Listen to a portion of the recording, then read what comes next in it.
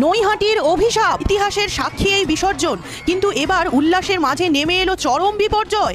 20 foot উচ্চতার কালীমূর্তি, নৈহাটির গর্ব, বিসর্জনের ঠিক আগেই মুখ থুবড়ে পড়ল। এক স্থানীয় ব্যক্তি যে রাগ ও হতাশা নিয়ে বলছেন স্পষ্ট গাফিলতি।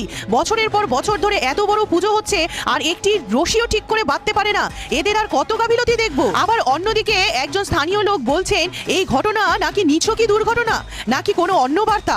একাংশ বলছেন পূজা আজ ব্যবসায় পরিণত হয়েছে, তাই মা আর সহ্য করতে পারলেন না। একজন প্রবীণ ব্যক্তি ভয় ও বিশ্বাস নিয়ে বলছেন এ তো অভিশাপ, মা মুখ ফিরিয়ে নিলেন, টাকার লোভ।